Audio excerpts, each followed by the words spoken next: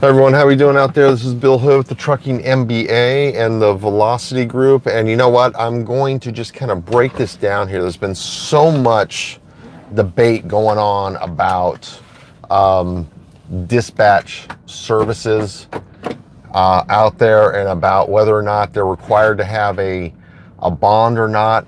And really, when you stop and you break this down and you look at it, it's whether that's the case or not, it really doesn't matter when you really stop and you think about it, right? And what I mean by this is, first off, this is going to be that truth bomb video that anytime somebody drops down about as far as they're offering a dispatch service and they can't offer up an MC number, that you pull this down there. Because, you know, let's break the numbers down as far as if you're running a profitable dispatch service and you're doing the things that you're supposed to be doing. So if you're running, let's say you're running a part-time, you're running 5 trucks. If you're not generating $1,250 or so gross per week, you're doing something wrong there, right? So if you got $1,250 gross per week and you start looking at, you got your load boards and you got little things, you should be netting around $1,000 per week. And when you look at what a bond would cost for you to go out and have a brokerage bond, it's about $80 per week.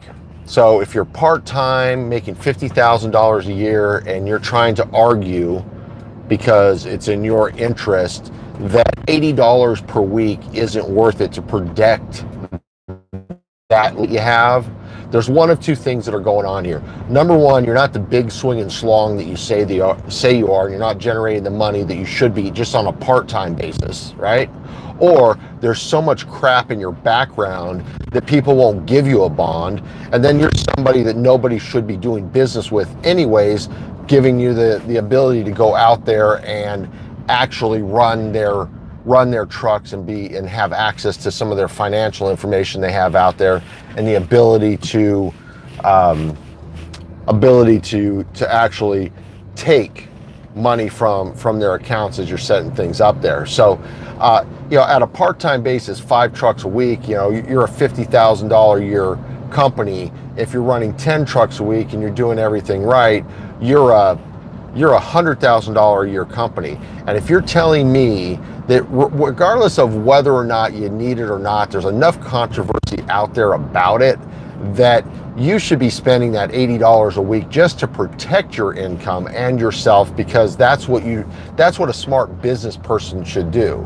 And if you can't come up and you can't do that, then there's something wrong. You're not the person that you say you are, and you're not doing what you say you need to be doing. So listen, if you're out there, you're watching this right now, and whether side you fall on it, somebody drops up there as far as saying, hey, I'm a dispatch service, but I don't need an MC number, put this out there, because I want to know. Copy this link and stick this out there, because I want to know how somebody is saying they're making $50,000 to $100,000 a year or more, and that they can't justify an $80 a week insurance policy. Let's put this in a great perspective here. This would be somebody who's out there to get the best rates and doing the job that they say they're supposed to be doing as far as on dispatching, that is running a basic load board and let's say has Trucker's Edge Basic at $39.95 per month. They don't have any of the extra analytics that are required to be able to know what the rates are and those types of things. And they don't have extra load boards because they don't want to spend $100 a month on one and maybe $50 a month on another, or $150 a month. So let's get real about this, folks. Whether or not it comes down that you need to be a broker or you don't, there is enough controversy out there. The FMCSA has come out after enough companies now that if you're making any kind of money and you do not buy that insurance to protect yourself, any company that is working with somebody that can't afford that, you need to question about who you're working with. And any company that says, I'm not willing to do that, you need to question, are they really able to afford that? And is this somebody that you really need to be dealing with in that respect? So, love to hear what people's thoughts are.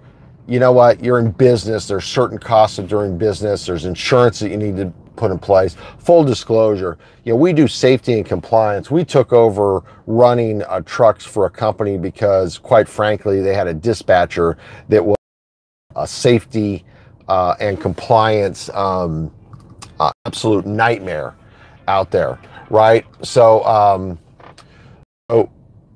we took over that. Now we're tied to, and we've got a bond, even though we're working and we're doing other things as it plays out, and having actually made the conversations to DOT officers in the FMCSA, because what we do, not me personally, my wife talks to these people on a daily basis.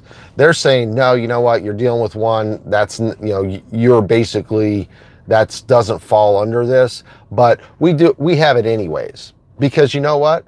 We've got a business and we're going to do the things to make sure that we protect our business.